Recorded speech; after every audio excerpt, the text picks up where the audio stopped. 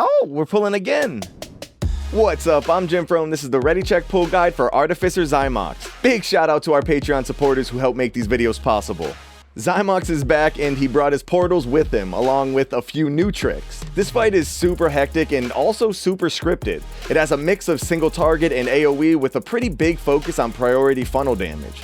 The last phase has a lot of movement and healing requirements, so you'll most likely be bloodlusting then to try and get that phase done as soon as possible. Alright, you'll start by having the tanks pull the boss away from the middle of the room. Have everyone slightly spread out around this side of the room to help bait the stasis traps so that there's not a bunch of traps all over the place. On normal, you can have a player with immunities trigger all the traps to deactivate them, but on heroic, the stasis traps never go away, so you'll want to make sure to keep one side clear of traps for the last phase. Next, two players will be marked with yellow arrows above their heads. One is always on the tank, so you'll want to make sure that the tank drops the portal off at the edge of the platform, while the other player runs their portal to the center near the relic. The boss will occasionally put a white circle on players' feet and cast this white bouncing spark that jumps from player to player, doing splash damage and leaving a stacking dot. This isn't really a problem by itself, but if you end up with 2, 3, or 4 stacks for 26 seconds, that could quickly turn into a really big problem. Now let's start with the first phase. So one of the main mechanics of this fight is the rings that either start in the middle and expand to the edges, or starts from the edges and contracts to the middle.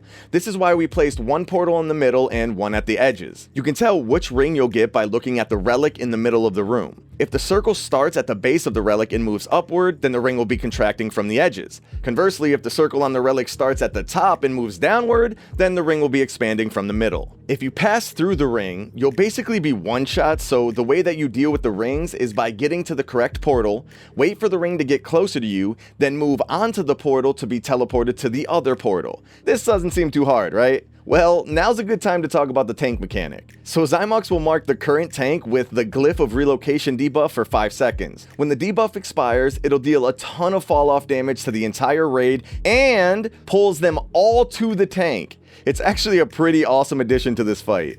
This is also where you'll be taunt swapping. Most of the mechanics in this phase are pretty straightforward to wrap your head around, but since you'll be getting an additional ring at 75% and another additional ring at 50%, things start to get a little crazy as the fight goes on. Here's a little example of what the third phase 1 might look like. The first ring starts to expand from the middle. The raid runs to the outer portal, waits a second, goes onto the portal to get teleported. The raid then runs away from the tank to reduce the damage from the tank debuff blast, while the tank stays near the portal to quickly pull everyone back after the blast. Then everyone immediately spreads for Spark and heads to the next portal for the third ring. You'll also want to make sure you're not dropping traps in the middle of the raid while this is going on. This phase has a lot going on at first, but is very scripted, so you'll get used to the patterns pretty quickly. Now, at 75 and 50% health, phase 2 will start. The boss will stop doing mechanics and a bunch of ads will spawn. The tanks need to pick up everything, making sure each tank has 1 acolyte each. Those are the big ads. The big ads need to be bursted down quickly, which means massive cool points for any class that can do priority funnel damage. If the big ads get to full energy, it's a wipe, so they need to die fast. The little ads, the Zy Spellslingers, just need to be interrupted and cleaved down. When all of the ads are dead, phase 1 repeats with an additional ring added. And that's pretty much it. Here's a quick recap of the fight for you to review or screenshot for later.